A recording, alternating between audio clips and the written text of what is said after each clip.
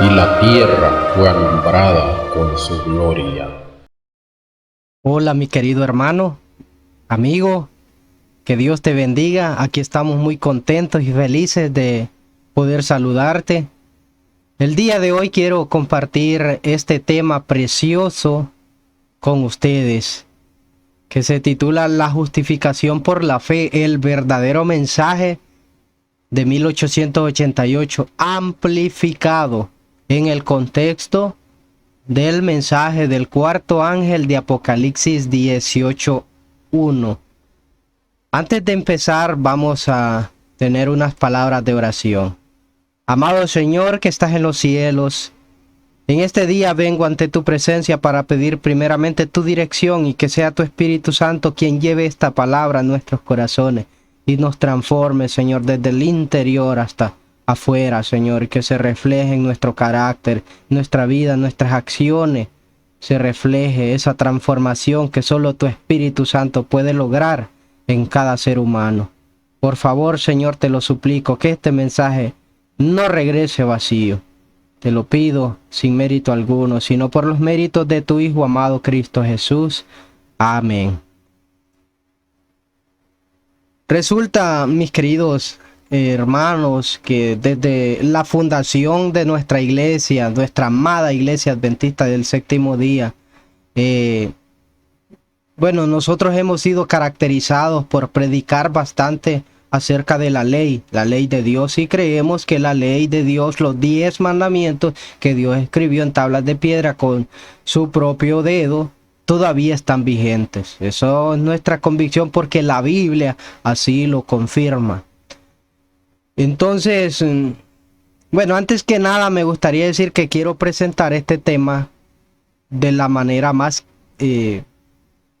sin ofender a nadie, más respetuosa posible, sin faltarle el respeto absolutamente a nadie, sino con un espíritu totalmente cristiano, que es el espíritu que debe caracterizar a cada cristiano. Lo vamos a hacer sin la intención de ofender a nadie.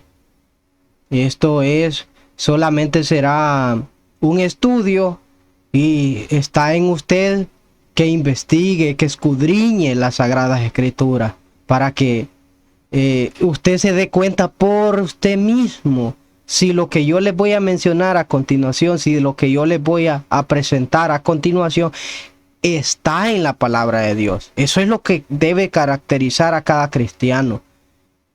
Ir a la palabra de Dios, escudriñar para ver si lo que yo les estoy mencionando es así. Así que eso es mi mayor deseo.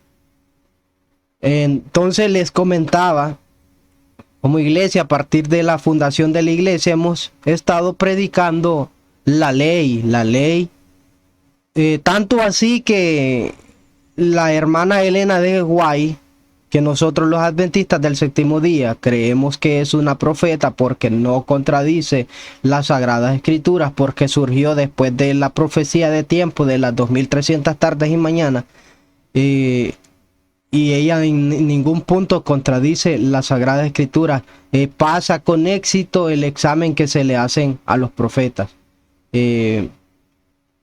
Entonces ella dice que nosotros desde la fundación de la iglesia en 1863 hasta 1888 habíamos estado predicando la ley y la ley y la ley y la ley y la ley, y yo no digo que sea mala la ley, ni ella tampoco dijo que fuera mala la ley, pero se había estado predicando tanto la ley y la ley hasta quedar tan secos como los montes de Gilboa, fue como ella lo dijo. Y nada o poco acerca de el Señor Jesucristo, que es el centro de nuestro mensaje y el centro de nuestras vidas. Nosotros aceptamos que el centro de nuestros mensajes es Cristo. Nosotros predicamos a Cristo y solamente a Cristo, porque el centro de cada tema que se predica en la iglesia adventista del séptimo día, el centro de todo, incluso el centro de la ley, es Cristo Jesús. Por eso es que nosotros debemos predicar a Cristo y predicamos a Cristo. Pero desde 1863 hasta 1868 se había predicado mucho acerca de la ley. Así que Dios decidió mandar un mensaje a su pueblo adventista, el mensaje de la justificación por la fe, de una manera más amplia, no el mensaje que se le dio a Martín Lutero, no, sino un mensaje mucho más amplio, mucho más completo, que daría inicio al fuerte pregón del mensaje del cuarto ángel. Entonces, en sí este mensaje era el mensaje del tercer ángel de Apocalipsis 14.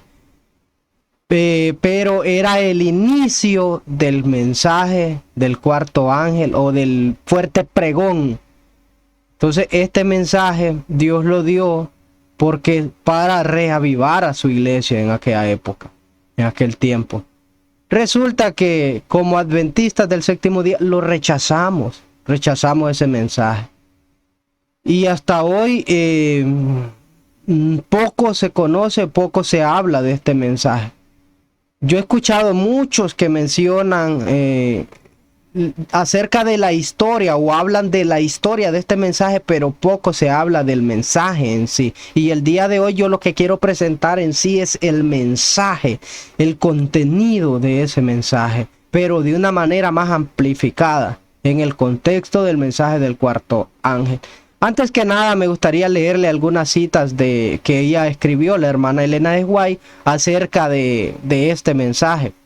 Ella dice en Eventos de los Últimos Días, página 71, en su gran misericordia el Señor envió un preciosísimo mensaje a su pueblo por medio de los pastores C.A. Waggoner y A.T. Jones. Este mensaje tenía que presentar en forma más destacada ante el mundo al sublime Salvador, el sacrificio por los pecados del mundo entero.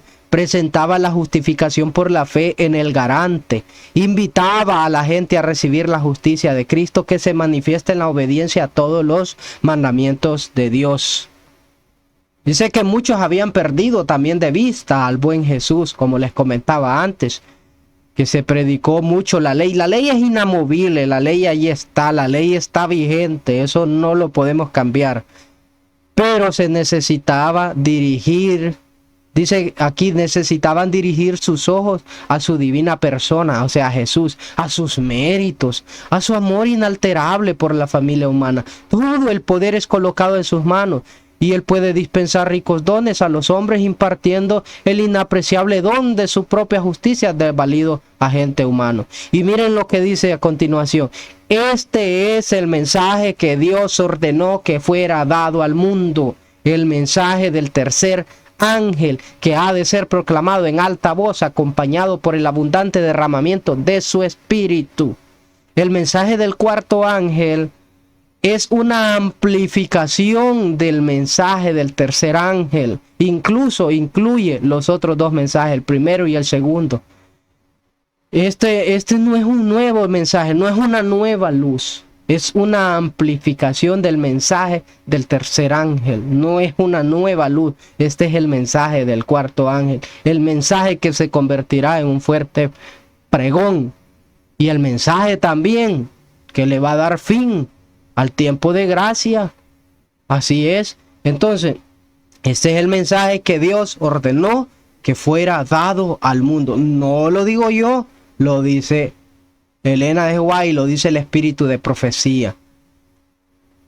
El mensaje de justicia, el mensaje de la justicia de Cristo ha de resonar de un extremo de la tierra hasta el otro para preparar el camino del Señor. Esta es la gloria. Oiga bien, dice el mensaje del cuarto ángel de Apocalipsis 18:1, dice: después de esto vi otro ángel que descendía del cielo con gran poder, y la tierra fue alumbrada o iluminada con su gloria. Y aquí dice: esta es la gloria de Dios, que termina la obra del tercer ángel. O sea que el mensaje del cuarto ángel es la gloria de Dios que termina la obra del mensaje del tercer ángel. El mensaje del tercer ángel que comenzó en 1880, bueno, se comenzó a predicar el mensaje del cuarto ángel en 1888. Y el mensaje del tercer ángel ya se había predicado hasta entonces. Pero el mensaje del cuarto ángel con el fuerte pregón comenzó en 1888. Pero ya vamos a ver un poco de qué fue lo que pasó más adelante. Bueno, el último mensaje de clemencia que ha de darse al mundo es una revelación de su carácter de amor. Los hijos de Dios han de manifestar su gloria en su vida y carácter. Han de revelar lo que la gracia de Dios ha hecho por ella. Esto es mediante testimonio, mediante nuestra vida, mediante nuestro carácter. Se ha de revelar lo que la gracia de Dios ha hecho por cada uno de nosotros. ¿Cuál es la transformación que ha habido en mi vida? ¿Será que si me convertí, me hice cristiano, le acepté a Jesús ayer o hace 30 años y todavía sigo siendo el mismo? ¿O debe haber un cambio en mi vida? Claro que debe haber un cambio. Hay que reflejar el carácter de Dios, la gracia de Dios, lo que la gracia de Dios ha hecho en nuestras vidas. Eso es mediante un testimonio, es lo que hace este mensaje. En su vida y carácter han de revelar las personas que reciban este mensaje lo que la gracia de Dios ha hecho por ellos, dice aquí. Ok.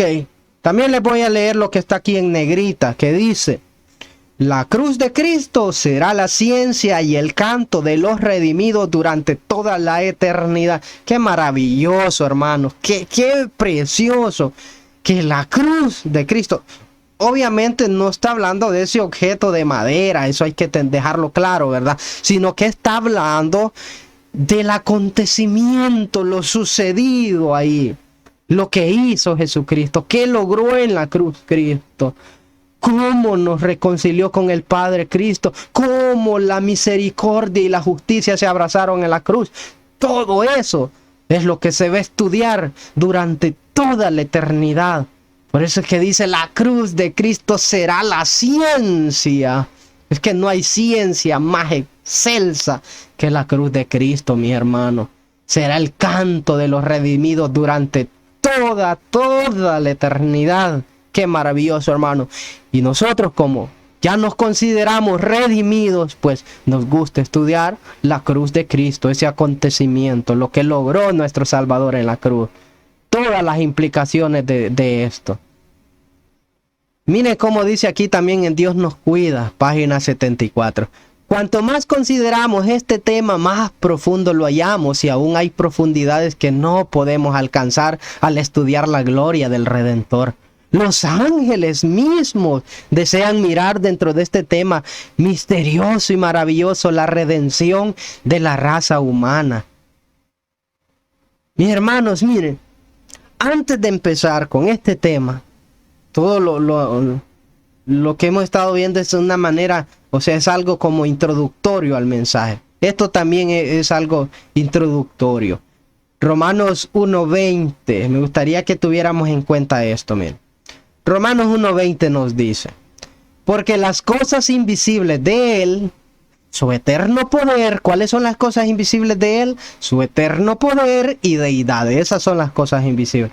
Se hacen claramente visibles, o sea, su eterno poder y deidad se hacen visibles desde la creación del mundo, siendo entendidas. ¿Cuáles son entendidas? Las cosas invisibles de Dios, su eterno poder y deidad, son entendidas por medio de las cosas hechas, de modo que no tienen excusa. O sea, lo creado, la creación de Dios nos hace ver, nos hace entender el poder y la deidad de Dios. Cuando yo contemplo la creación de Dios, estoy entendiendo, o estoy de alguna manera comprendiendo el poder y la deidad de Dios. O sea, se hace visible el poder y la deidad de Dios a través de la creación.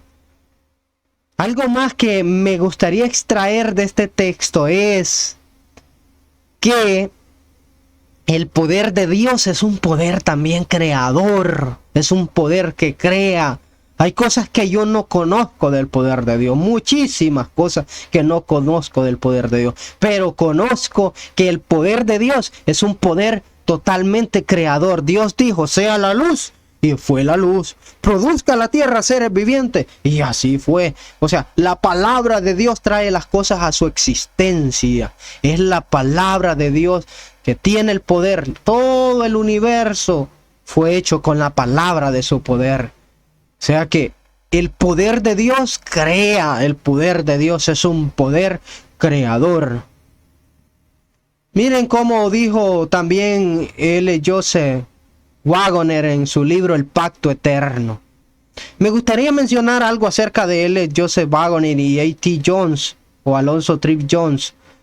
Ellos se dice a través de la historia, los registros históricos, que ellos al final de su carrera, de su vida, se apartaron de la fe. Pero el que ellos se hayan apartado no desacredita de ninguna manera su mensaje, el mensaje que Dios les dio cuando ellos se mantuvieron fieles. O sea, el mensaje es fiel, aunque ellos al final de su vida se hayan apartado, como lo registra la historia, el mensaje que ellos dejaron, que Dios les dio cuando estaban fieles, es un mensaje verdadero. Por eso la hermana Elena de White los mencionó. Entonces él en su libro El Pacto Eterno nos dice lo siguiente: es un libro que fue reeditado y está libre de todo tipo de panteísmo. O sea, no hay panteísmo en la reedición de este libro, El Pacto Eterno. Él dice, o la hermana Elena, bueno, él lo dice en su página 19 y 20, y yo lo sinteticé de esta manera. Él lo dice: a través del sacrificio de Cristo en la cruz, también se manifiesta al mundo el poder creador de Dios. Es claro, es que cuando nosotros vamos a la cruz de Cristo, a ese acontecimiento, por medio de la fe, creemos en Jesucristo, le entregamos nuestra vida, ahí se crea una nueva criatura, un nuevo ser humano, se le da a ese ser humano un nuevo corazón, llega a ser una nueva criatura. Por lo tanto, o sea, en la cruz de Cristo también ahí se manifiesta el poder creador de Dios. Ese mismo poder que dijo sea la luz y fue la luz, en la cruz también ese poder crea seres humanos. En la cruz de Cristo se manifestó el poder creador de Dios a este mundo. Solo dijo L. Joseph Waggoner en su libro El Pacto Eterno. Ahora voy a usar dos términos, dos conceptos teológicos para referirme la nueva creación a la vida después de la justificación. Y voy a usar el término también vieja creación para referirme a la vida antes de la justificación. Pero es necesario también que con la Biblia y con el espíritu de profecía veamos que estos conceptos, estos términos teológicos no me los he inventado yo. Esto es algo totalmente bíblico. Miren cómo nos dice la escritura en 2 de Corintios 5:17. De modo que si alguno está en Cristo, nueva criatura es. Las cosas viejas pasaron y aquí todas son hechas nuevas. Si alguno está en Cristo, mi hermano, si usted dice que es cristiano y está en Cristo, debe de saber, hermano, que usted es una nueva criatura. Dios le dio en el momento de su justificación, cuando vino a Cristo, atraído por su poder manifestado en la cruz, Dios lo hizo una nueva criatura, le dio un nuevo corazón. Por lo tanto, aquí lo dice la palabra de Dios. De modo que si alguno está en Cristo, yo estoy en Cristo. Usted, si es cristiano, está en Cristo. Y si está en Cristo, ¿qué dice la palabra? Nueva criatura es, o sea, una nueva creación.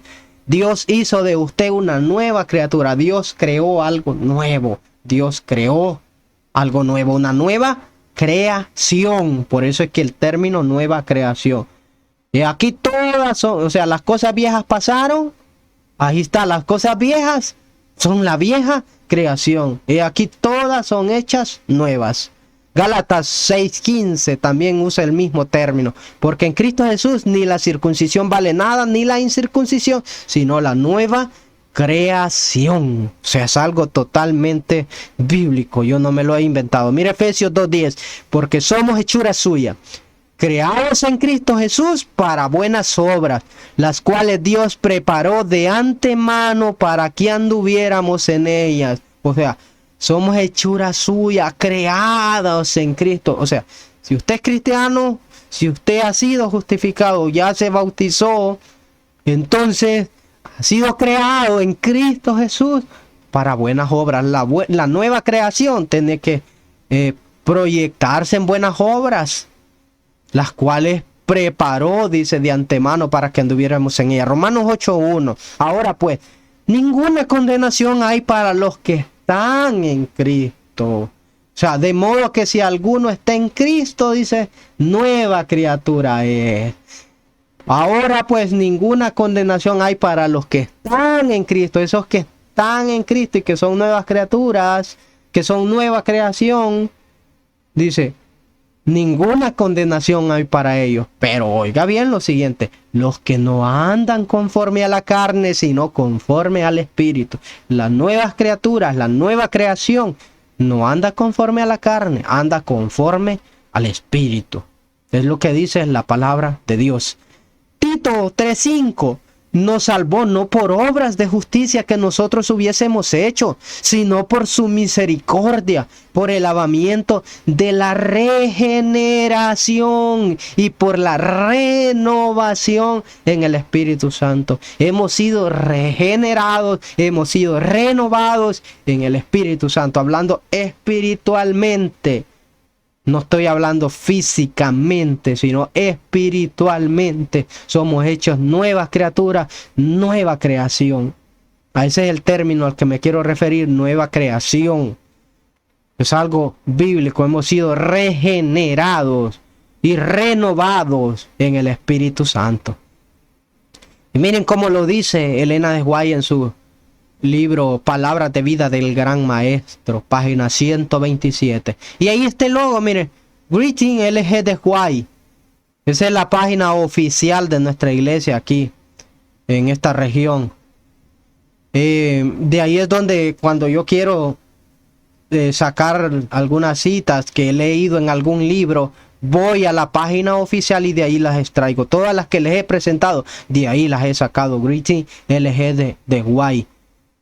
Yo no voy a ninguna página no oficial, una página extraña, no. Voy a la página oficial de mi amada Iglesia Adventista del Séptimo Día, la cual amo con todo mi ser y en la cual estoy dispuesto a morir, si es que Dios me concede aún ese privilegio, porque morir por Cristo sería un gran privilegio. Y en esta iglesia estoy dispuesto, o sea, es mi deseo morir en el mensaje de esta iglesia. Y todo aquel, mi hermano, toda aquella persona que crea en este mensaje que le voy a presentar, se va a tener que volver un adventista del Séptimo Día. Porque es la única iglesia que presenta este mensaje. No lo va a hallar en ninguna otra iglesia. Porque Dios le dio este mensaje a nosotros. Y no lo digo con jactancia, sino con humildad, sino con sencillez. Hermano, dice la hermana Elena G. White, Elena Harmon White, dice: cuando el pecador atraído por el poder de Cristo se acerca a la cruz levantada y se postra delante de ella, se realiza una nueva creación. Se le da un nuevo corazón. Llega a ser una nueva criatura en Cristo Jesús. O sea, se realiza una nueva creación. Es algo que yo no me lo estoy inventando. Cuando usted fue justificado, cuando atraído por el poder de la cruz de Cristo, llega a los pies de Cristo, se arrepiente de sus pecados, le entrega su corazón, entonces en usted se realiza una nueva creación, se le da un nuevo corazón.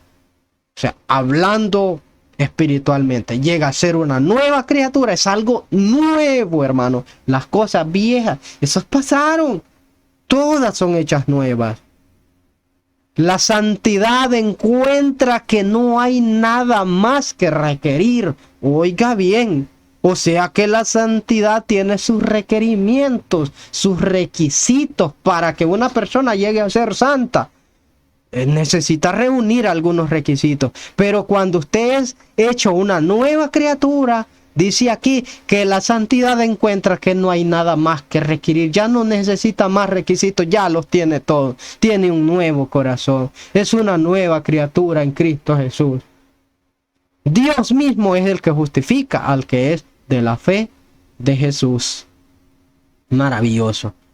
Si hay una nueva creación, por ende, lo anterior, la vida pasada, es la vieja creación. Cuando digo nueva creación, o sea, la vida después de la justificación, me refiero a la vida de un individuo, un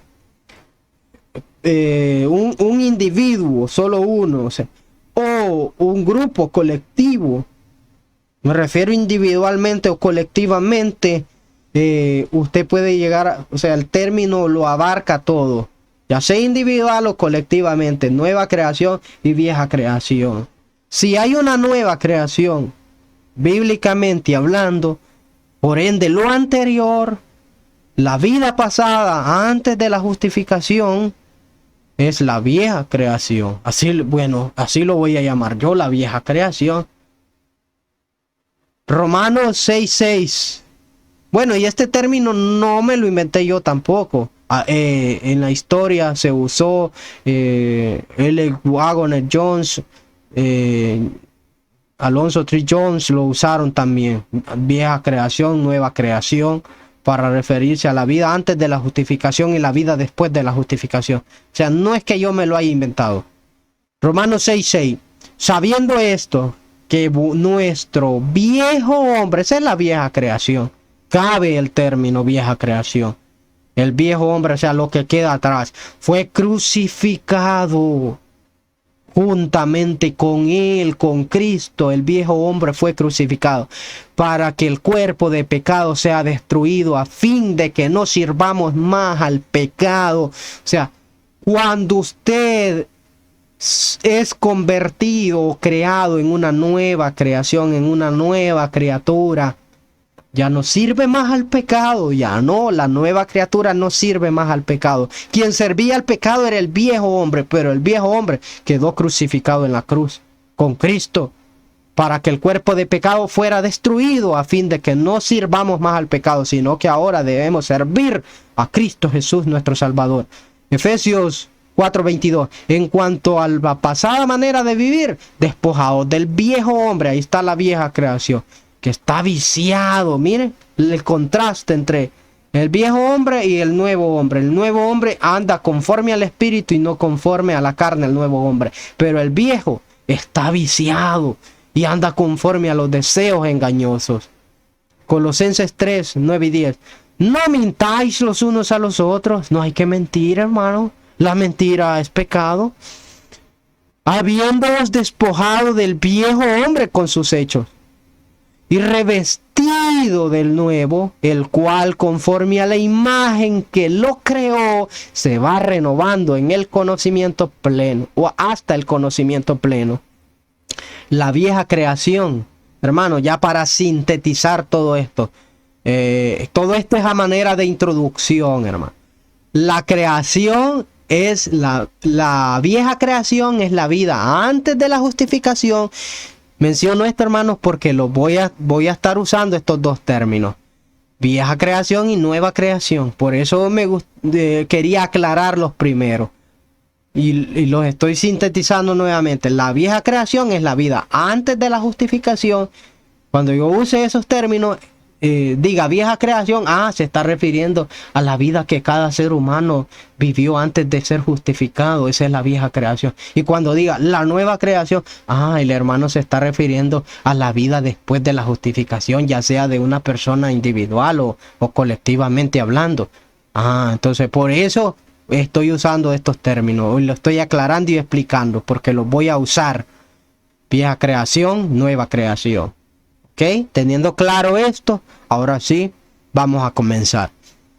Primera de Juan 2:2. Yo sé que me llevé algún tiempo en la introducción, pero miren, Primera de Juan 2:2 dice: y Él es la propiciación por nuestros pecados. Cristo es la propiciación por nuestros pecados. Cristo es ese regalo que se dio en la cruz. Él es el propiciatorio. Él no solamente se dio para apaciguar la ira de Dios, no. Es ese regalo que se dio como para propiciar. Es nuestro garante. Él es nuestro sustituto. Se dio por nuestros pecados para reemplazarnos a nosotros lo que nosotros debíamos pagar. Esto ya es bien conocido. Él es la propiciación por nuestros pecados. Y miren lo siguiente. Y no solamente por los nuestros, sino también por los de todo el mundo. Está claro esto. Cristo murió para expiar los pecados de todo el mundo. O sea, para hacer una provisión de perdón para los pecados de todo el mundo. Obviamente Él no va a forzar, porque nos ha dado libre albedrío, no va a forzar a una persona a ser perdonada si la persona no quiere ser perdonada. Él respeta el libre albedrío. Si bien es cierto, Él murió y expió todos esos pecados, Él los expió todos, no todos se van a salvar, porque para obtener ese perdón o tener acceso a ese perdón necesito aceptarlo yo, porque Él respeta nuestro libre albedrío. Entonces necesito aceptar el perdón y así voy a ser perdonado, y así entonces lo que Cristo hizo en la cruz cobra valor para mí. Ya Cristo paga o pagó por mí todos esos pecados. Pero si yo no lo acepto, entonces en vano murió Cristo por usted. O sea, si usted no lo acepta, en vano murió Cristo, porque Él ya pagó sus pecados. Lo único que usted tiene que hacer es aceptarlo. Aceptarlo, eso es todo. Y Él ya lo pagó, ya lo hizo. Pero si no lo acepta, Él no lo va a forzar. Tiene que ser usted quien tome la decisión. Cristo entonces murió por los pecados de todo el mundo, de todas las edades, de todas las épocas, de todos los tiempos. Cristo murió por los pecados de todo el mundo. Ahora viene la pregunta, como decimos nosotros los hondureños, la pregunta del millón. ¿Cristo murió para expiar los pecados de la vieja creación o los de la nueva creación? Y yo sé que aquí muchos van a decir, pucha, este hermano está predicando ya algo raro.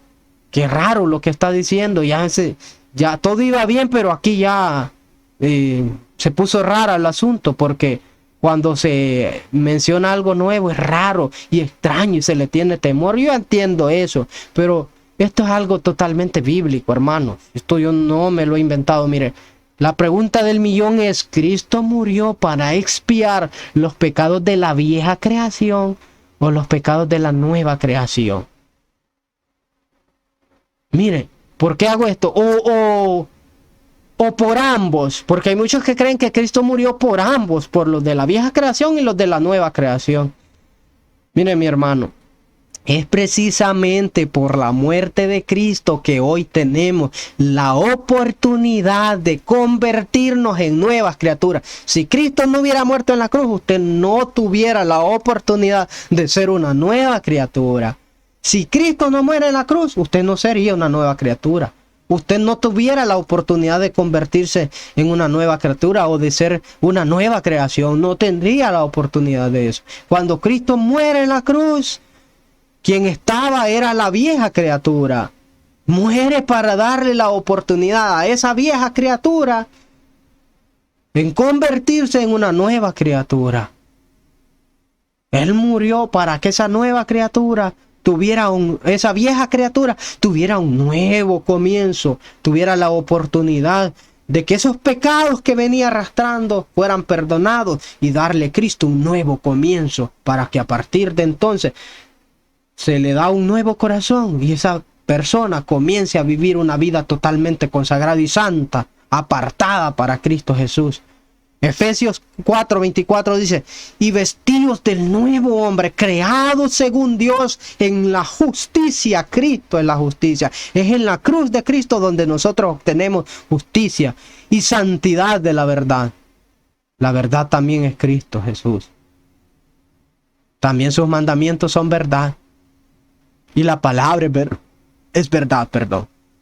Entonces, mi hermano, cuando Cristo muere, murió por los pecados de la vieja creación. Ya voy a explicar más adelante lo que sigue, porque yo sé que está quedando algo aquí como en blanco. Miren, con esta imagen quiero explicarlo un poco mejor. El esqueleto que vemos ahí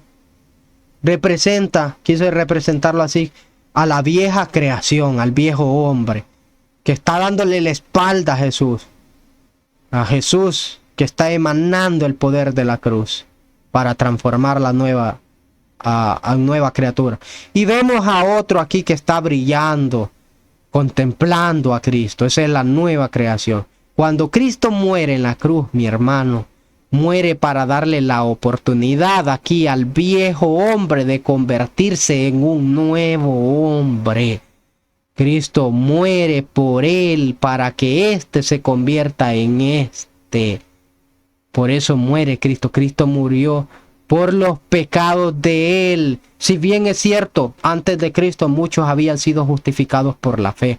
Pero Cristo lo que vino a hacer es a darle validez a esa justificación que ellos habían recibido antes y habían sido justificados. Si Cristo no hubiera muerto en la cruz, los que fueron justificados antes por los pecados que cometieron pasados, la justificación hubiese perdido validez para ellos. Si Cristo no muere, aún Enoc que fue llevado al cielo, aún Elías que fue llevado al cielo vivo, ellos hubiesen tenido que ser bajados del cielo y morir también si Cristo no muere en la cruz. Pero Cristo murió en la cruz para darle validez a los que habían sido justificados antes. Esto es para aclarar un poco lo que fueron justificados antes. Entonces Cristo viene y muere por los pecados de la vieja creación, para darle la oportunidad de que esa vieja creación se convierta en una nueva creación y comience a vivir una vida total de santidad, dependiente total de Cristo Jesús. ¿Cuántas veces, mire, ya vimos que hay un término vieja creación para referirse a la vida antes de la justificación, nueva creación para referirme a la vida después de la justificación. Hemos visto que el poder de Dios es un poder creador, que en la cruz se manifestó el poder creador de Dios y que Cristo murió por los pecados de la vieja creación. Ahora, ¿cuántas veces murió Cristo o expió Cristo con su muerte los pecados de la vieja creación? Hebreos 7:27 dice que no tiene necesidad cada día como aquellos sumos sacerdotes. Cristo no tiene necesidad cada día como aquellos sumos sacerdotes de ofrecer primero sacrificios por sus propios pecados y luego por los del pueblo, porque esto lo hizo una vez para siempre, ofreciéndose a sí mismo una vez para siempre. Cristo, miren lo que dice en negrita aquí, Hebreos 9:26 al 28. Se presentó una vez para siempre por el sacrificio de sí mismo para quitar de en medio el pecado. Y de manera que está establecido para los hombres que mueran una sola vez y después de esto el juicio, así también Cristo fue ofrecido una vez para llevar los pecados de muchos. Y aparecerá por segunda vez sin relación con el pecado para salvar a los que le esperan. Hebreos 10:10. En esa voluntad somos santificados mediante la ofrenda del cuerpo de Jesucristo, hecha una vez para siempre. Una vez murió Cristo. Romanos 6:10. Porque en cuanto murió al pecado, murió por una vez por todas, mas en cuanto vive, para Dios vive. Así, cuando la persona muere y es crucificada también con Cristo, cuando nace a una nueva criatura, se convierte o nace de nuevo, vive para Dios también. Así como Cristo murió una vez por todas, cuando murió por la vieja creación. Cuando vive, vive para Dios. Teniendo en cuenta que Cristo murió una vez para siempre. Ya vimos, ¿verdad? Una sola vez muere Cristo por los pecados de la vieja creación. Teniendo en cuenta que Cristo murió una vez para siempre por los pecados de la vieja creación, y dado que es por la aceptación de su sacrificio en la cruz que Él hace a la nueva creación sin pecado, viene la pregunta interesantísima, la que les dije anteriormente que estaba dejando algo como en blanco. Ahora aquí lo voy a aclarar. ¿Cómo entonces se expían los pecados de la nueva creación? Porque, miren, somos hechos una nueva criatura, se nos da un nuevo corazón espiritualmente hablando, pero todavía seguimos con esta naturaleza pecaminosa. Cuando Cristo muere, nos justifica, o sea, murió y nos justificó. Cuando vamos a sus pies nos somos justificados, somos hechos una nueva criatura, pero no somos glorificados inmediatamente. La glorificación es cuando este cuerpo mortal sea convertido en un cuerpo inmortal, seamos transformados.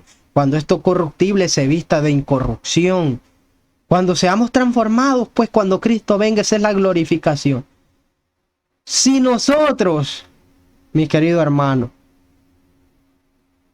fuésemos glorificados inmediatamente después de la justificación, no habría necesidad de un santuario, no habría necesidad de un santuario. Pero como Dios nos ha dado un tiempo de prueba, porque Él tiene que probar que los que va a meter allá a la gloria son personas dignas del cielo.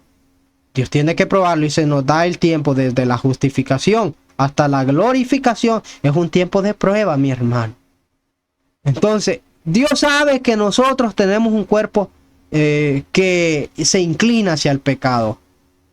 Es un cuerpo, una naturaleza pecaminosa. Dios sabe eso. Y es por eso que Él sabe que somos propensos a pecar.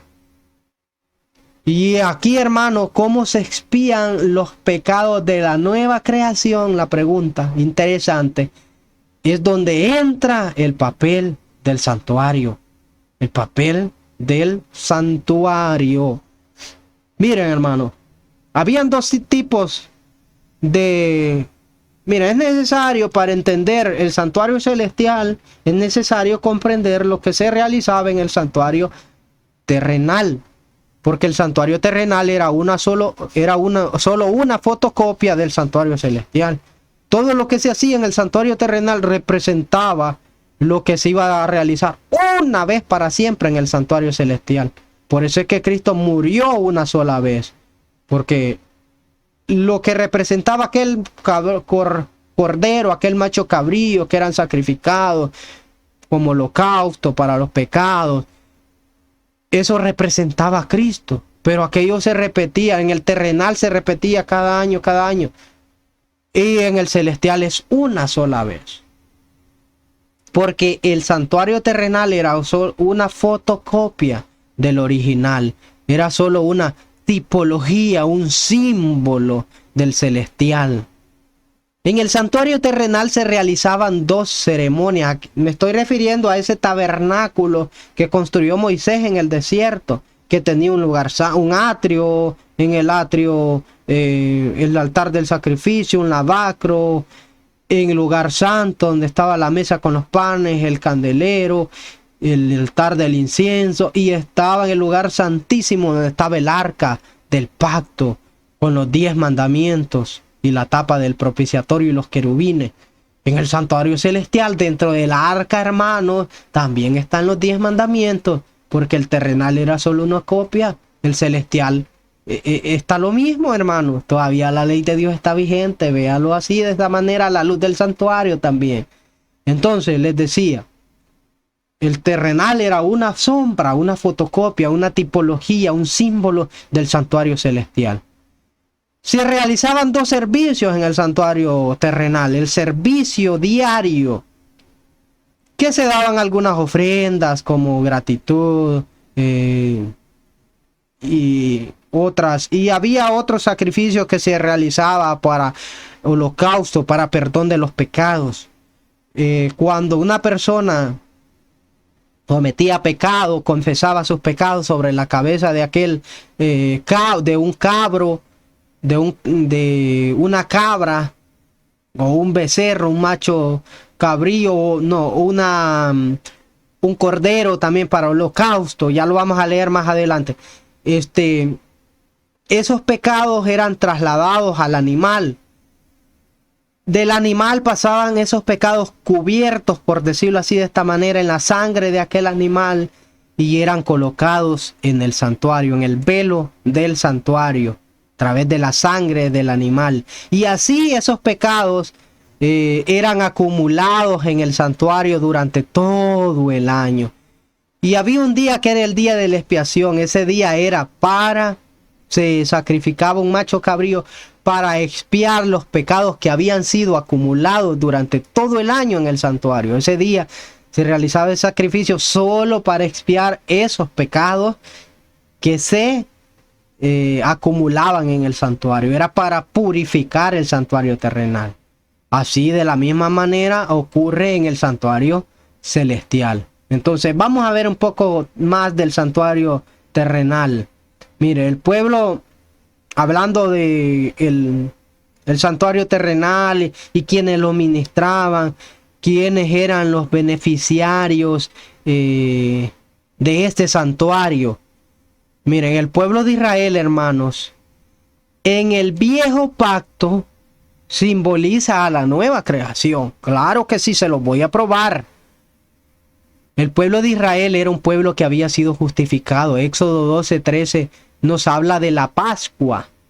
Y la sangre os será por señal en las casas donde vosotros estéis, y veré la sangre y pasaré de vosotros, y no habrá en vosotros plaga de mortandad cuando hiera la tierra de Egipto. Esto fue cuando murieron los primogénitos en Egipto. Los israelitas celebraron una Pascua, y con la sangre de aquel cordero que sacrificaron, untaron los dinteles de sus casas, y así el ángel cuando vio la sangre no entró a esas casas.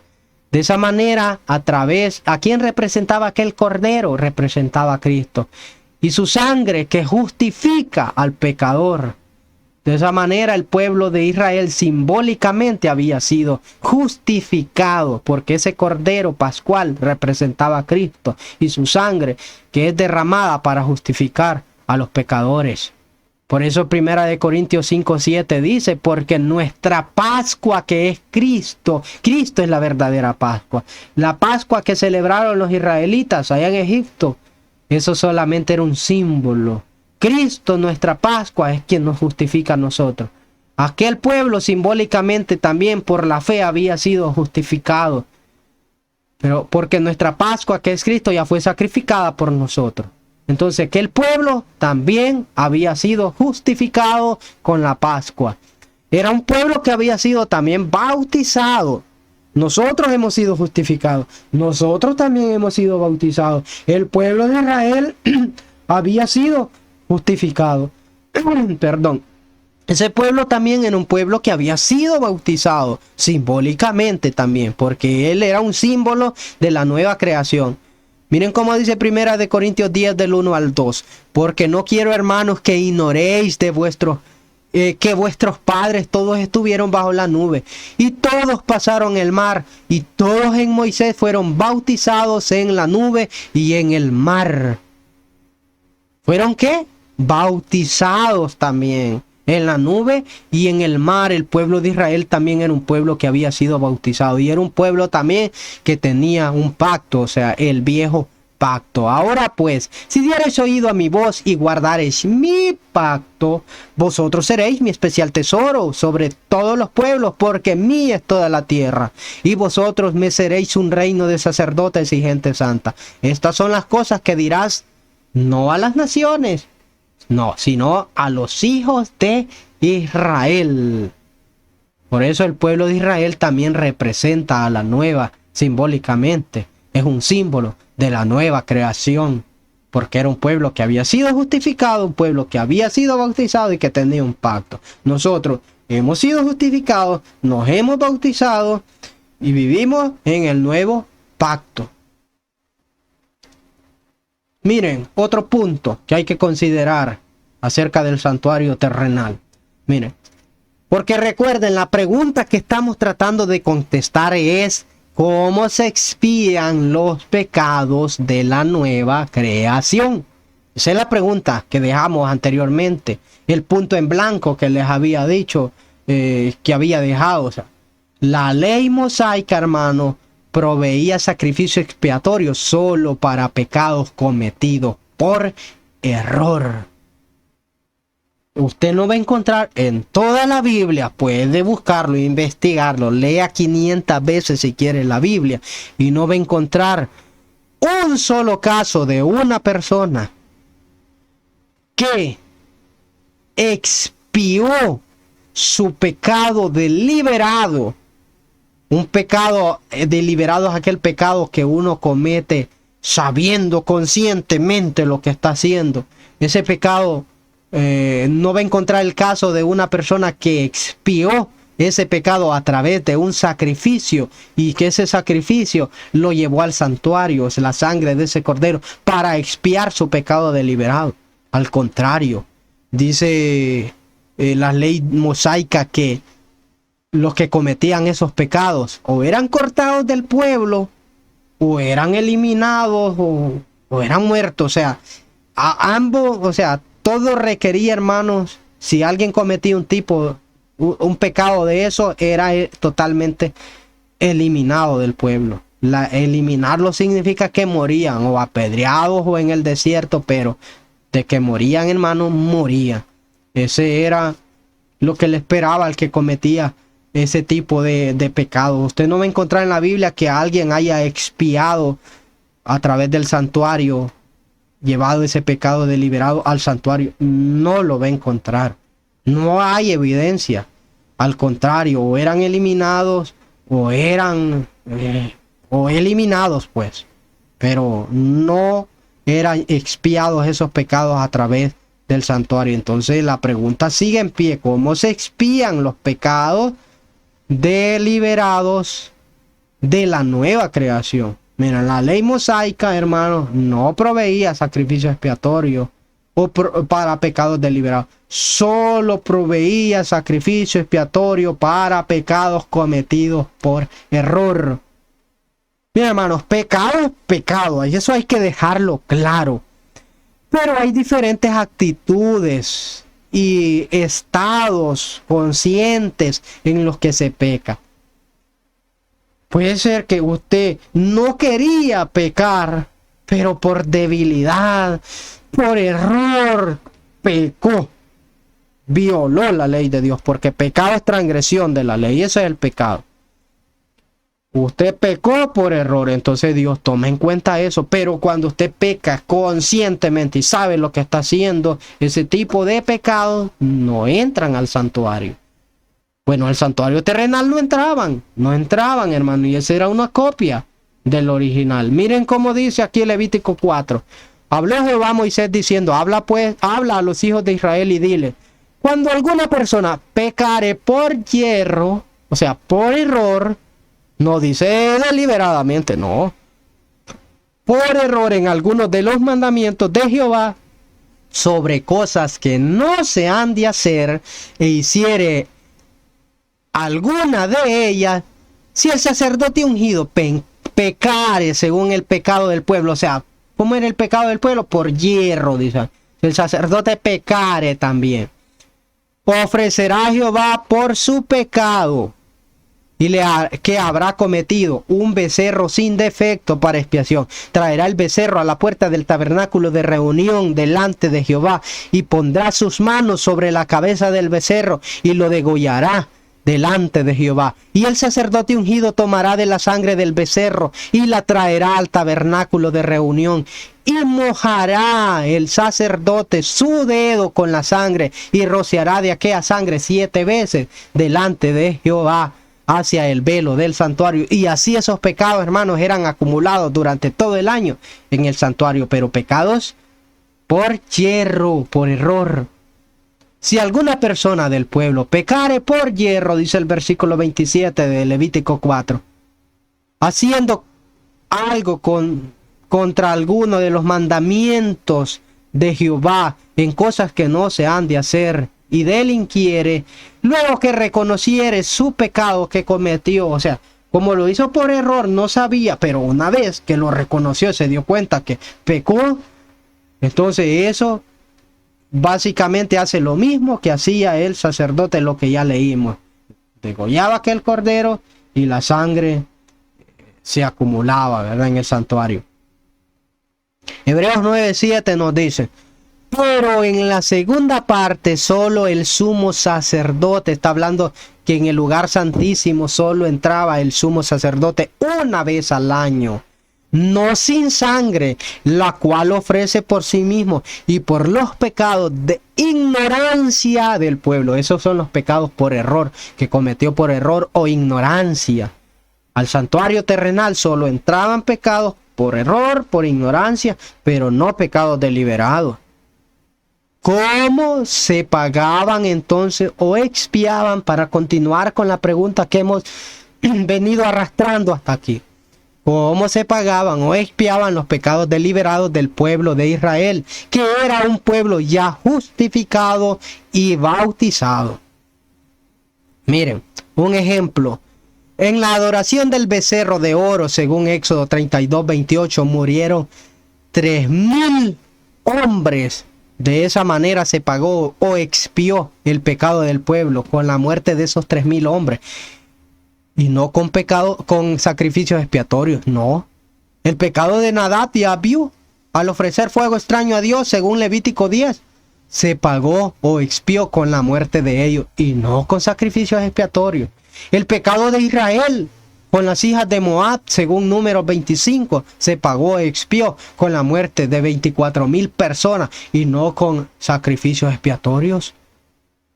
Al santuario no entraban pecados deliberados, solo los pecados por error o pecados de ignorancia. Pero los pecados de comisión o deliberado no entraban. Se pagaban entonces con la vida del pecador, con la sangre derramada del pecador. Hay muchos ejemplos en la Biblia. Por ejemplo, el caso de Acán, que murió él y toda su familia por su pecado.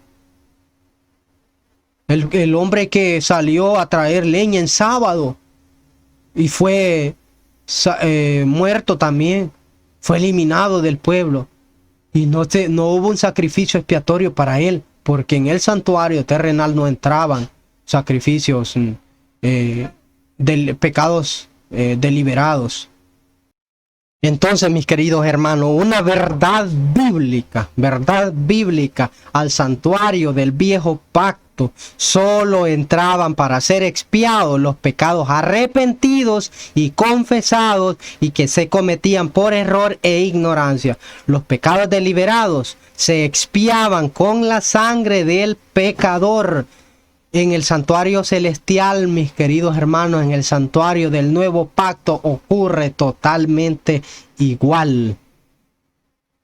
Ahora, entonces ya vimos lo que pasaba en el santuario terrenal. Veamos un poco del santuario celestial. Miren, los pecados de ignorancia o error confesados y arrepentidos de la nueva creación se expían conteniéndolos en los registros del santuario celestial hasta que termine el juicio investigador y la persona que se mantuvo fiel. Entonces, dice, los pecados de ignorancia o error confesados y arrepentidos de la nueva creación se expían conteniéndolos en los registros del santuario celestial hasta que termine el juicio investigador. Y si la persona se mantuvo fiel, entonces esos pecados que habían sido contenidos en los registros del santuario finalmente serán colocados sobre Azazel como responsable de esos pecados, pues él fue quien indujo a la nueva creación a pecar. Entonces, mi hermano, ¿cómo se expían los pecados deliberados de la nueva creación en el nuevo pacto? Seguimos arrastrando la misma pregunta. Mira, hermano querido, déjeme adelantarle algo. Los pecados deliberados nuestros, que ya hemos sido justificados, que ya hemos sido bautizados y vivimos en el nuevo pacto y somos una nueva creación y hemos cometido pecados deliberados por alguna razón, conscientemente, sabiendo lo que estábamos haciendo. Hermano, déjeme decirle que hay perdón para esos pecados. Yo no estoy diciendo que no lo hay, mi hermano. Sí lo hay perdón para esos pecados. Pero hay algunos requisitos, hay alguna condición que se debe cumplir para que esos pecados sean perdonados. Sí hay perdón, sí lo hay. Para que no vayan a decir que no, que yo estoy diciendo que si alguien pecó deliberadamente, entonces ya está totalmente perdido. Yo no estoy hablando de la perdición, hermano. Estoy hablando de la expiación de pecados. No estoy hablando de quién está perdido, quién no está perdido. Yo no estoy hablando de eso. Estoy hablando de expiación, mi hermano. Expiación de pecados. Porque esto hermano, de lo que he estado hablando, de la expiación de pecados. ¿Cómo se expían esos pecados? Porque el mal de este mundo es el pecado. Es lo que lo vino a arruinar todo. Y esos pecados tienen que pagarse o eliminarse de alguna manera. Entonces, ¿cómo se expía? Eso es lo que he venido tratando hasta aquí. Sí hay perdón para pecados deliberados. De la nueva creación, sí lo hay. Aunque en el santuario terrenal no había. Pero vamos a ver cuáles son los requisitos que se deberían reunir. Pero mira, antes que nada, mira, hermano, es necesario que estar conscientes de esto. Hay perdón, pero estemos conscientes de esto. En primer lugar, hermano, hay que tener en cuenta que la nueva creación tiene que vivir en total santidad y sin pecado. Eso hay que ser claro, hay que dejarlo claro. Primera de Juan 3:9 dice: todo aquel que es nacido de Dios no practica el pecado.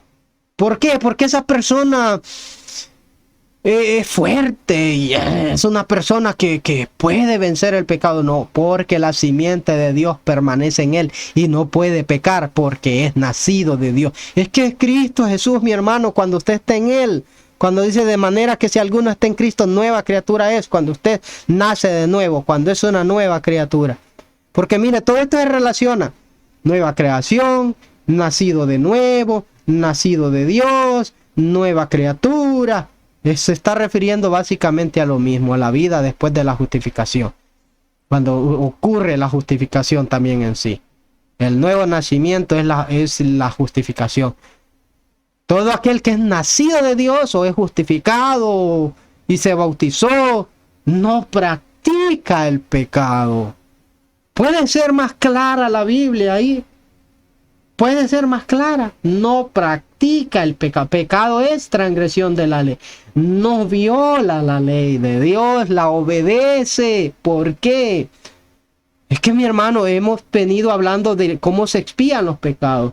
¿Cómo se expían las violaciones a la ley de Dios, pues? ¿Cómo es que se expía eso? ¿Cómo se elimina el pecado o la violación a la ley de Dios? Porque todo aquel que es nacido de Dios no practica el pecado, porque la simiente de Dios permanece en él, porque Cristo permanece en mí, en usted, porque he nacido de nuevo, porque estoy en Cristo Jesús. Y donde está Cristo, hermano, imposible que habite el pecado. Imposible, hermano. Cuando pecamos es porque nos alejamos de Cristo. Y no puede pecar porque es nacido de Dios. Primera de Juan 5:18 nos dice básicamente lo mismo. Sabemos que todo aquel que ha nacido de Dios no practica el pecado, pues aquel que fue engendrado por Dios le guarda y el maligno no le toca. Romanos 6 del 1 al 2. ¿Por qué pues diremos? ¿Perseveraremos en el pecado para que la gracia abunde? En ninguna manera, porque los que hemos muerto al pecado, ¿cómo viviremos aún en él? Y miren, tengamos en cuenta también esto, hermano. Ya vimos que tenemos que vivir una vida de santidad si estamos en Cristo, si hemos nacido de nuevo, si somos una nueva criatura, una nueva creación. Tenemos que vivir una vida total de santidad. ¿Por qué? ¿Porque hay poder en nosotros? No, por el poder de Cristo, el poder de la gracia, el Espíritu Santo que mora en mí, me dé el poder para obedecer los mandamientos de Dios, los 10 mandamientos. Si alguno viere, dice Primera de Juan 5, 16 y 17, si alguno viere a su hermano cometer pecado que no sea de muerte, hay pecado que no es de muerte. Pero si pecado es pecado y la paga del pecado es la muerte, pueden decir algunos. Sí, pero Dios toma en cuenta la condición, el estado de conciencia en el que usted peca. Si usted no quería, entonces su pecado se expía a través del santuario. No con la muerte de Cristo, porque Cristo ya murió. Él ya pagó, pero por los pecados anteriores, los de la vieja creación. Los pecados de la nueva creación son llevados al santuario y finalmente serán colocados sobre Azazel. Si no, estudie Levítico 16, donde se habla del día de la expiación. Hermano, si alguno viere a su hermano cometer pecado que no sea de muerte, pedirá a Dios y Dios le dará vida. Esto es para los que cometen pecado que no sea de muerte. Hay pecado de muerte por el cual yo no digo que se pida. Hay un pecado, hermano, que es de muerte, y el apóstol Juan recomienda, dice que él no pide o no dice que se pida por ese pecado de muerte. ¿Cuál es el pecado de muerte, hermano? Lo que ya vimos, el pecado deliberado. ¿Por qué? Porque es un pecado que no entra al santuario, porque en el pueblo de Israel al que pecaba así era cortado del pueblo, era eliminado. Por eso, porque no entra ese pecado al santuario. No se le va a poder imputar ese pecado a Azazel. No, porque él va a reclamar que la persona lo cometió conscientemente, porque se le va a cargar ese pecado a él. Mira, hermano, entonces tengamos en cuenta esto, que hay pecado de muerte y pecado no de muerte. El pecado de muerte es el deliberado, el de no de muerte es el que se comete por error e ignorancia. Entonces, toda injusticia es pecado, como les decía, pecado es pecado. Pero hay pecado no de muerte, un pecado que aún siendo salvos no perdemos la salvación.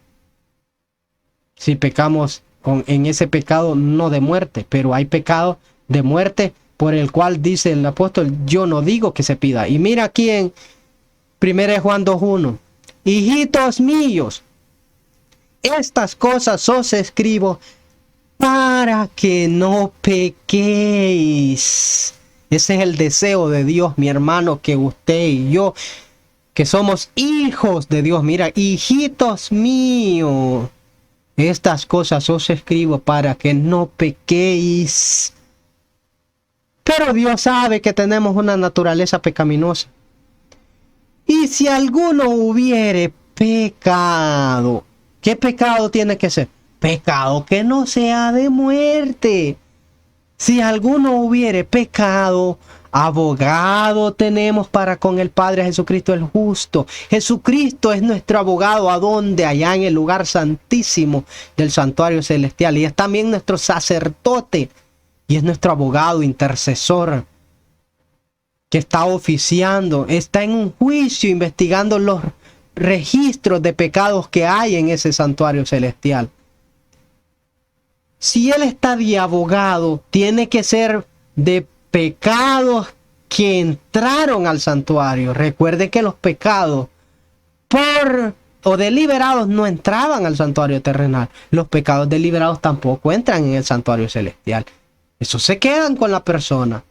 Hijitos míos, estas cosas os escribo para que no pequéis. Es el deseo de Dios. Y si alguno hubiere pecado, o sea, por error, pecado que entró al santuario celestial, entonces abogado tenemos para con el Padre, a Jesucristo el justo. Entonces, mi hermano, seguimos arrastrando la pregunta, ¿cómo se expían los pecados deliberados de la nueva creación? Yo esto lo he repetido para que esto quede claro, para que no digan que yo estoy matando a los hermanos, que yo estoy diciendo que ellos ya están perdidos. No, hermano, no. ¿Cómo se expían los pecados deliberados de la nueva creación en el nuevo pacto? Aquí está la respuesta, hermano. Miren. Los pecados, hermano. Bueno, tengamos en cuenta esto también. Vamos a ver. Los pecados deliberados de la nueva creación son considerados una nueva rebelión. ¿Cómo así? Otra cosa extraña está diciendo el hermano Humberto. Los pecados deliberados de la nueva creación, hermanos, son considerados una nueva rebelión.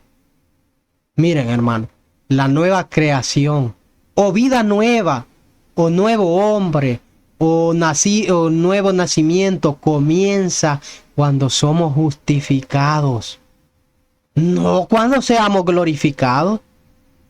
Por lo tanto, la transformación del carácter también comienza cuando somos justificados y no cuando seamos glorificados. La vida, hermanos, comienza, la vida de la nueva creación o de las nuevas criaturas comienza cuando es justificado. Ahí comienza una vida de santidad. Es apartado para vivir para Cristo, para obedecer solamente a Cristo. Ejemplo, hermano. Si uno de los redimidos peca en el cielo o en la tierra nueva, eso será considerado una nueva rebelión, ¿verdad? Y para expiar esa nueva rebelión, Cristo tendría que morir nuevamente. Y es algo que Cristo no va a hacer. Cuando ya todo el pecado sea eliminado y alguien viene y peca otra vez, viola otra vez los mandamientos de Dios, a eso se le llamará una nueva rebelión. Y si Dios quisiera expiar esa nueva rebelión, tendría que Cristo morir nuevamente. Pero resulta que nuestra vida de redimido, hermanos, comienza con la justificación, no con la glorificación. Por lo tanto, si yo soy nueva creación y peco, esa es una nueva rebelión.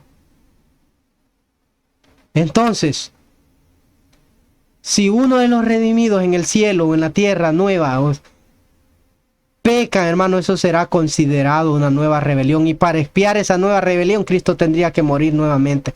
Recordemos que la vida de un redimido comienza no cuando seamos glorificados, no cuando estemos en el cielo nuevo o en la tierra, en el cielo o en la tierra nueva, sino en la justificación. Comienza la vida de un redimido.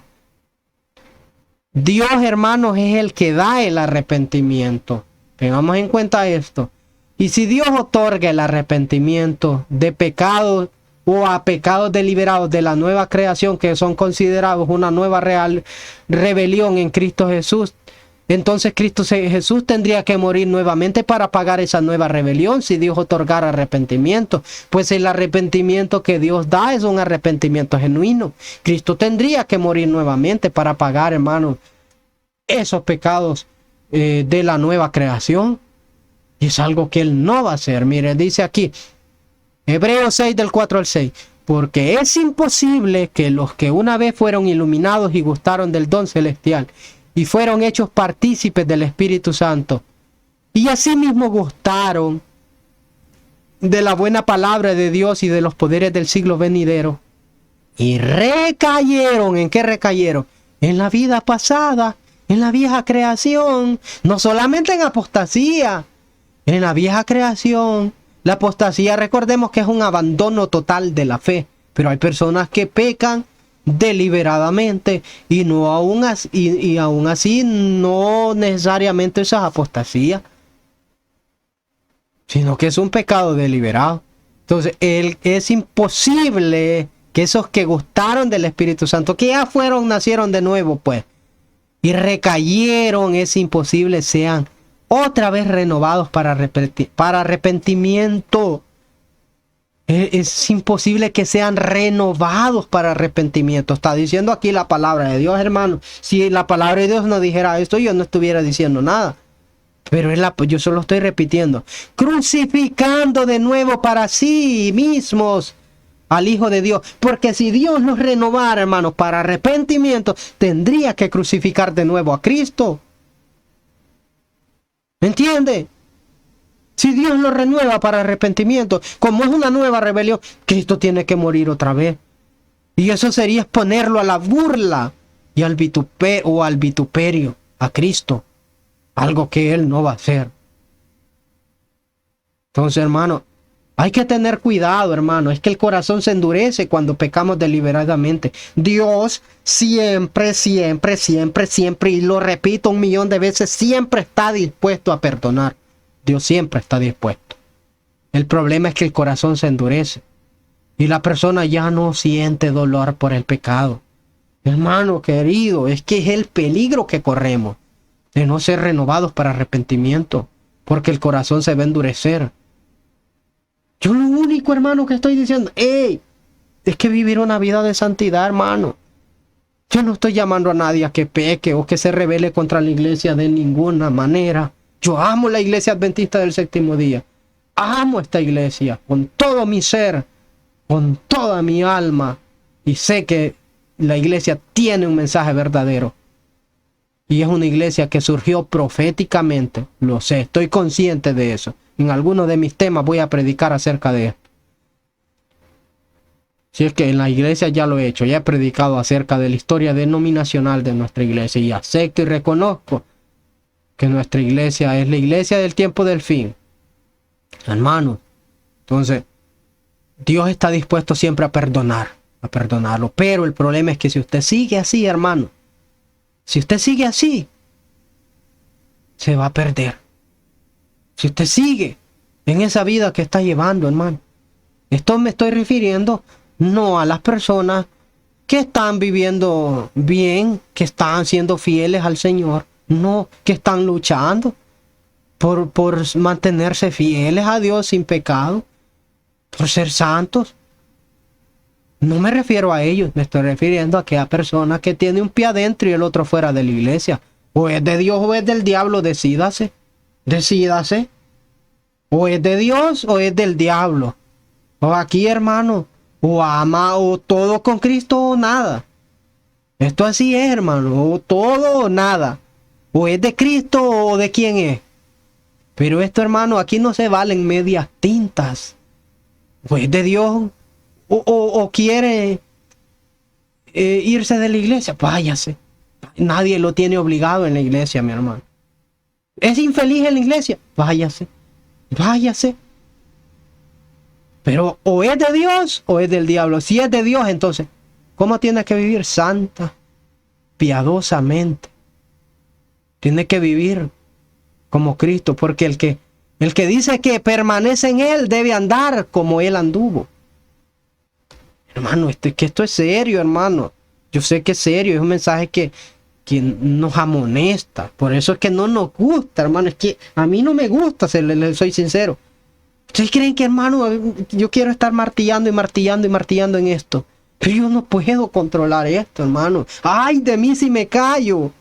Dios va a demandar la sangre de aquellos que a través de mí pudieron haber escuchado un mensaje y hubieran conocido la luz y yo no lo hice. ¡Ay de mí, mi hermano! Y ay de usted también si no lo hace. Hermano, ¿esto es serio o es de Dios o es del diablo? Así de sencillo y de simple y así de seco. Pero, hermano, esto es un mensaje de amor, hermano. Es mensaje de amor. Es de amor. Si alguien me dice, hey, Humberto, no te vayas por ese camino que allá adelante están matando. Ahí mataron a 3. No fue Dios que mandó a esa persona para decirme eso. Y yo no me... pero yo sí voy de jactancioso. Y me voy allá de presuntuoso, presumiendo ser, que tengo fe y no me va a pasar nada. Y me voy y me matan. Ajá. Dios me mandó una advertencia. Me dijo, hey, ahí están matando y yo me voy. Fue un mensaje de amor que Dios me dio. Hey, hermano, si usted sigue en el pecado, se va a perder. No se va a salvar en el pecado, no, mi hermano, es que no. No, perdón, hermano, pero es que no. No hay salvación en el pecado, mi hermano. Es que el pecado lo vino a arruinar todo. ¿Quién le ha dicho eso, hermano? No hay perdón en el pecado, no lo hay. Cristo nos vino a salvar es del pecado, precisamente. Hermano, un pecado deliberado de la nueva creación no puede entrar al santuario para ser expiado, finalmente colocado sobre Azazel, porque la persona lo cometió conscientemente. Y será injusto colocarlo sobre Azazel, porque Azazel no es responsable de pecados deliberados en una nueva rebelión por parte de la nueva creación. Y él va a decir, no, yo no soy responsable de ese pecado. Es que él lo cometió conscientemente. Está bien que carguen sobre mí los pecados que yo induje, y que ellos lo hicieron, los cometieron porque no sabían, porque yo los hipnoticé de alguna manera y ellos pecaron. Está bien que eso, yo fui el culpable de esos pecados, que yo los hice que pecaran. Pero cuando lo hicieron conscientemente, ¿cómo se me van a cargar a mí esos pecados? Y Cristo ya murió por los pecados de la vieja creación. ¿Quién va a pagar por esos pecados? ¿Tendría que morir Cristo otra vez? No, mi hermano, una sola vez murió Cristo. Entonces, mi hermano, ¿qué se hace con esos pecados? Es el pecador quien paga por esos pecados. Pero mi hermano, entonces, ¿cómo se expía? Para responder finalmente esta pregunta que he traído hasta aquí, ¿cómo se expían los pecados deliberados de la nueva creación en el nuevo pacto? Aquí, mi hermano, si usted se cree en el último, como dijera, el último vaso de agua en el desierto y que lo sabe todo, entonces, hermano, no es para usted esto. La ignorancia, hermano, de esta luz nos da la ventaja. Yo era ignorante totalmente de esto, hermano. Yo pensaba que mi pecado deliberado sí entraba al santuario para ser expiado y colocado sobre Azazel al final del juicio investigador. Eso pensaba yo. Eso es lo que yo era ignorante. Yo pensaba que ese pecado mío deliberado va a ser cargado sobre Azazel. Pero mi hermano, miren, esta es la ventaja nuestra. Por eso es que nuestros pecados deliberados son perdonados. Recuerden que les dije que sí había perdón. Bueno, es por esto. La ignorancia de esta luz nos da la ventaja. Pues la ignorancia acerca de esta luz transforma esos pecados deliberados de la nueva creación en pecados de ignorancia, y así sí pueden entrar al santuario. Pues, ¿saben qué? Es Satanás quien ha hecho todo lo que está a su alcance por mantener esta luz en las cenizas y el polvo. Y durante 1260 años de tinieblas espirituales mantuvo esta luz oculta, hermano. Pero Dios comenzó a hacer brillar y resplandecer esta luz con los reformadores, con Lutero, y la hizo brillar plenamente en 1888. Pero por nuestro rechazo, Satanás tuvo éxito nuevamente y volvió a ocultar esa luz, manteniéndonos en la ignorancia sincera, en una ignorancia sincera, hasta ahora que comienza a brillar nuevamente, hasta que esta luz se convierta en lo que mucho hemos escuchado, en el fuerte pregón, y llene la tierra con la gloria de Dios, y así se pondrá fin al tiempo de gracia. Porque las personas van a tener que tomar una decisión cuando escuchen este mensaje. O deciden, o son de Dios o son del diablo. O obedecen a Dios o obedecen a la bestia, recibiendo su marca en su mano o en su frente. O reciben el sello de Dios guardando sus mandamientos. Aquí, hermano, estará la piedra de toque final entre el sábado y el domingo, el mandamiento que el mundo ha olvidado. Ese mandamiento, o es el mandamiento del sábado bíblico de Dios, que Dios lo hizo, nos lo dio desde la fundación del mundo, Génesis 2 del 1 al 3, o en la tierra nueva que se va a guardar también, o es ese sábado bíblico, o es el domingo, la marca de la bestia a través de una legislación. Allí estará la piedra de toque final. Porque es el mandamiento, si es que honrar a su padre, un cristiano, o sea, el Espíritu Santo le dé el poder para honrar a su padre, para no acostarse con la mujer de su prójimo, para no robar, no matar. Pero hermano, donde el mundo está teniendo problemas es en el sábado. Y es el cuarto mandamiento. Los mandamientos son 10. Deuteronomio 10:4 dice que son 10 los mandamientos que Moisés puso, que Dios le dio. Moisés los puso en el arca del pacto que estaba en el lugar santísimo. Ahí los metió, que era una fotocopia. El santuario terrenal era una fotocopia del santuario celestial. Hebreos lo amplía. Estudia Hebreos, estudia la Biblia. En el santuario celestial, dentro de esa arca también están esos 10 mandamientos. Ahí están, hermano. Entonces, la ignorancia, hermano, acerca de esta luz nos da la ventaja. Eso transforma esos pecados deliberados en pecados de ignorancia, mi hermano. Conclusión. Pero Dios, habiendo pasado por alto los tiempos de esta ignorancia, ahora le manda a usted, a mí, que se arrepienta. En todo lugar donde están, que se arrepienta. Arrepiéntase. Dios le da. Si Él dice, manda a todo hombre, todo lugar, que se arrepienta. ¿Usted cree que ese arrepentimiento que Dios le está mandando, le está dando la orden, que se arrepienta, mi hermano? Es un arrepentimiento totalmente genuino. ¿Qué más puede hacer ya Dios por nosotros, hermano? Y ahora sí, hermano, vivamos en santidad. Ahora sí, mi hermano. Este es el mensaje del cuarto ángel de Apocalipsis 18:1.